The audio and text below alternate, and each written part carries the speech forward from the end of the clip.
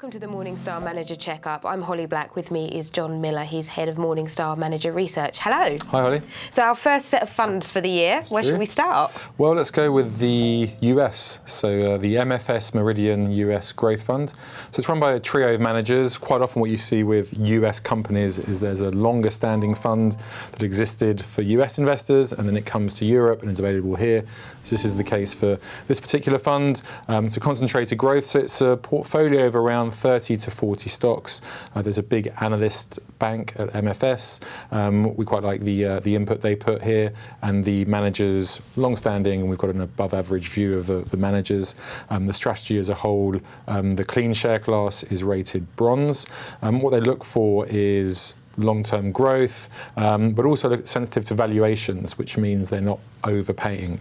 So this isn't a portfolio stuffed heavily with Facebook, Amazon, Netflix, these sort of stocks. The top holding is Google, Alphabet, and Microsoft up there as well. But the kind of pattern we've tended to see is that given the sensitivity to valuation, it won't necessarily motor in a rising market, heavily rising momentum market, but does protect a bit better on the downside. So all in all, the positive bronze rating is what we have in place here. The US is quite a difficult area for active managers to do well and outperform, though, so you must feel quite confident about their approach. Yeah, it's the people, the process that come together where we've got an above average view, even the parents, the asset management group itself, a lot of long tenured people there, a lot of stability, and that all goes into the mix to help have a positive rating there. Super. Okay, fund number 2. Let's move over to Asia. So ASI, which is Aberdeen Standard Investments, their Pacific Equity Fund.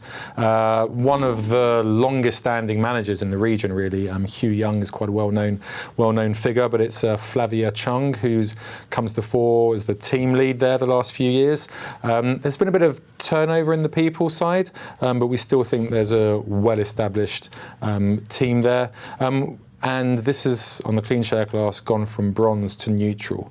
Now, the main factor behind that is a bit of a change in how the process is executed. So when Aberdeen Standard Life Investments came together, they changed how the analysts work to look more at sector research. That means you can look at what trends are going on in different things, where things are counteracting in different areas. What we've found as a result of that, which isn't necessarily a bad thing, but what we've seen is stock selection becomes more important.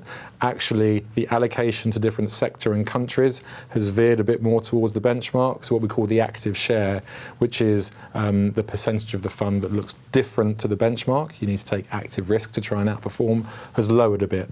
So there's a few things that we need to see come through there, and given that change and what we've observed, we felt neutral was a better place for the clean share class rating there.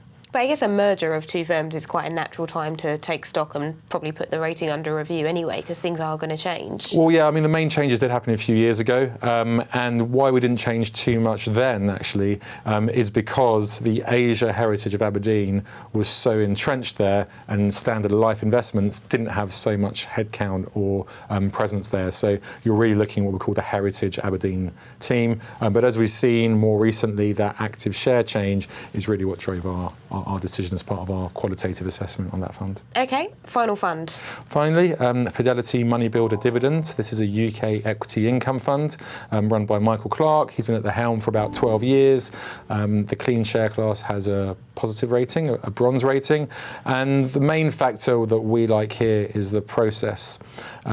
So quite different from peers.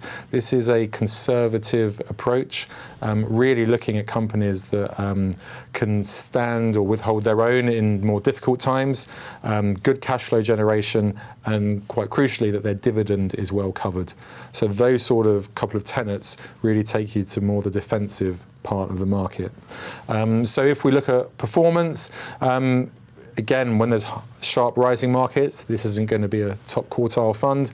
It did have a bit of a tricky 2017. There was a few stock selection issues there, so the more medium-term performance has been affected a bit. It came back quite well last year. It's been outperformed the market, top half of the peer group. The manager still outperformed under his tenure, and ultimately it's the risk-adjusted returns that come through for something, as I said, that's conservative, defensive, a bit different from peers. Well, I guess if this is all about sustainable dividends, they have been quite a few cuts in recent months. Yeah, and also remember that the UK, there's 8-10 stocks that count for nearly 3/4 of the dividend payout. So not just focusing on those, but looking at other companies that can be defensive but still have their dividend well covered is really important in this fund here as well. Well, thank you for your time. You're welcome.